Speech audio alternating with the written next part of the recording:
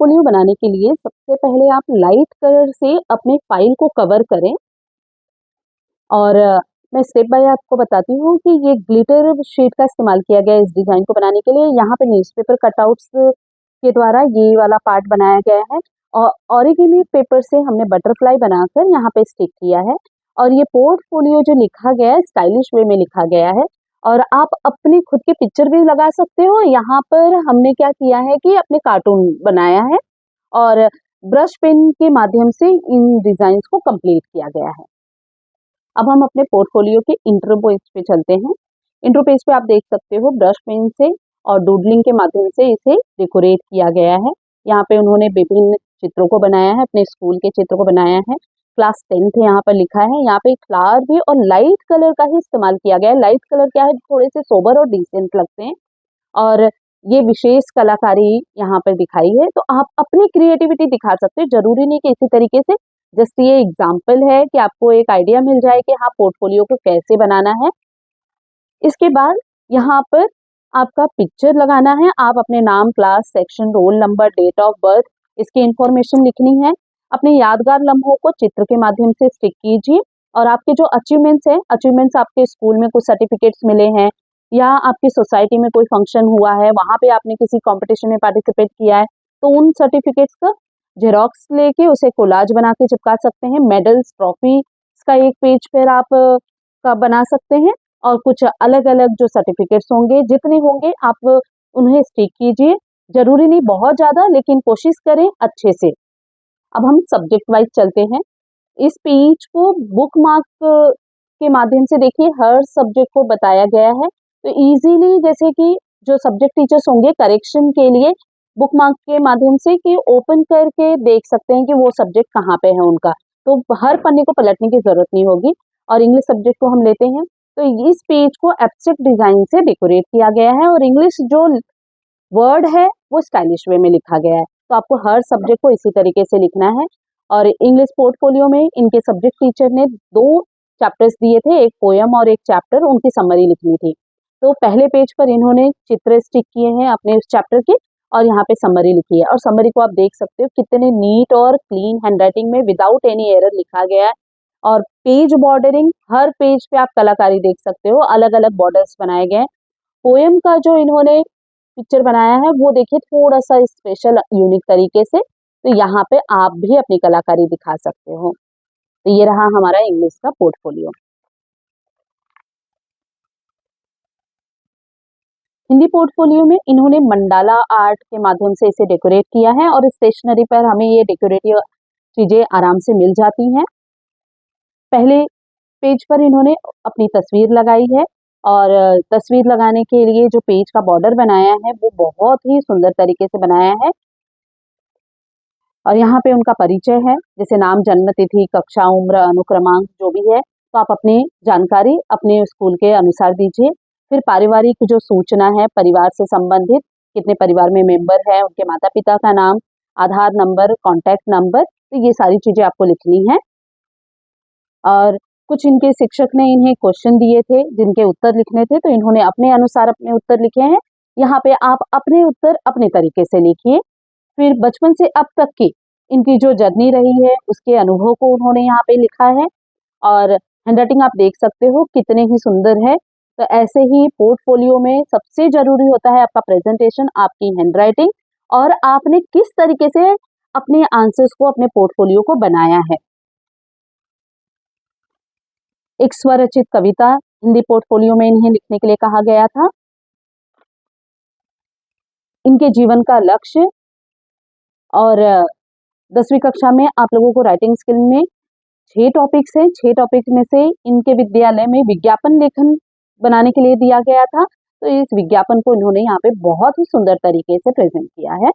इनकी द्वारा लिखी गई कहानी की समीक्षा, इन्होंने जो कहानी पढ़ी थी उसे यहाँ पर लिखा है और ये स्वरचित इनकी कहानी है।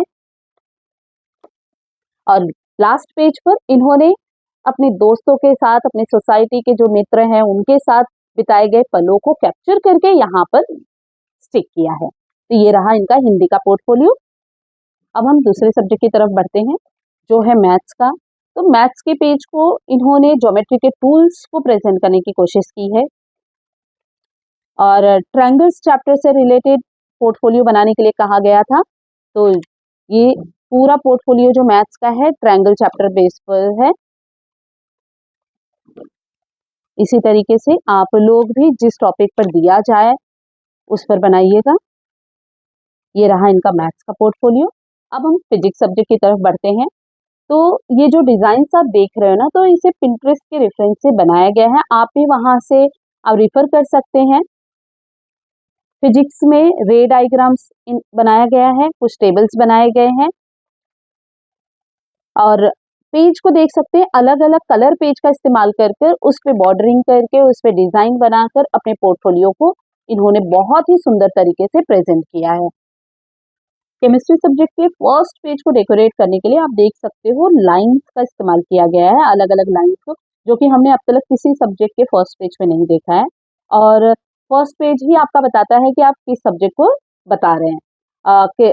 केमिस्ट्री में केमिकल रिएक्शंस वगैरह बताए जाते हैं, तो लेबोरेटरी में आप ये टेंसेस देखते रहे होंगे।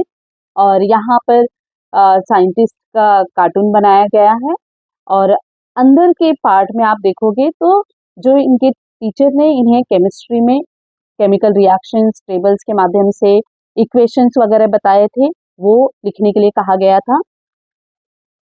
और ये जो बॉर्डर आप देख सकते हो, ये इसे वॉशी टेप कहा जाता है और ये मिरर्स है, ये भी आपको स्टेशनरी में मिल जाएंगे। तो बॉर्डर को बनाने के लिए, डेकोरेशन के लिए आप अलग अलग यूनिक तरीकों का इस्तेमाल कर सकते हैं। ये नहीं कि वही घिसे पिटे डिजाइन हम बनाते जाएं।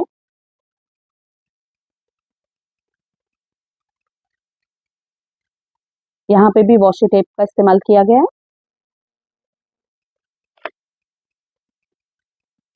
बॉर्डर्स आप देख सकते हो, हर पेज पे अलग अलग कलाकारी की गई है, तो जो कि हमने पिंटरेस्ट से रेफर किया था, आप भी कर सकते हैं। बायोलॉजी सब्जेक्ट के लिए इन्होंने जो चित्र बनाया हार्ट और ब्रेन का, और यहाँ पे आप एक यूनिक तरीका देख सकते हो कि इस पेज को डेकोरेट करने के लिए वाटर कलर्स का इस्तेमाल किया गया है और जो बॉर्डरिंग की है वो ब्लैक पेन से की गई है। ब्लैक पेन से क्या होता है कि वो बहुत बारीकी से फिनिशिंग के साथ हम अपने डायग्राम को प्रेजेंट कर सकते हैं। और बायोलॉजी में सारे डायग्राम ही बनाने के लिए दिए गए थे। यहाँ पे आप देख सकते हो डायग्राम ऑफ हार्ट बनाया गया है। आप मैं सजेशन दूंगी कि ये तो 2D में ही बनाया गया है, आप 3D में बनाएंगे तो और इफेक्टिव बनेगा। और जो लेबलिंग भी किया गया है, आप अलग अलग कलर के पेपर्स पे लिखते तो और अच्छा होगा। तो ये जस्ट एग्जाम्पल है, तो जिसे आप अपनी क्रिएटिविटी, अपने यूनिक आइडियाज का इस्तेमाल कर सकते हैं। तो ये डायग्राम देख लीजिए, यहाँ पर भी male reproductive system, female reproductive system है एंड डायग्राम ऑफ न्यूरॉन है।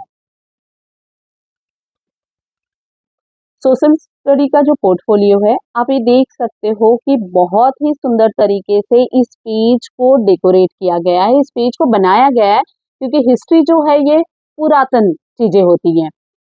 तो पेज को सबसे पहले ना जलाया गया है।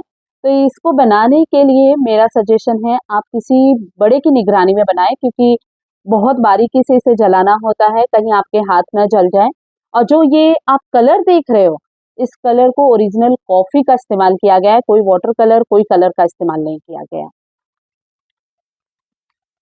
यहाँ हिस्ट्री का इनका पोर्टफोलियो हिस्ट्री के टॉपिक पर बनाया गया है। आपको पॉलिटिकल साइंस भी मिल सकता है, इकोनॉमिक्स का भी टॉपिक मिल सकता है।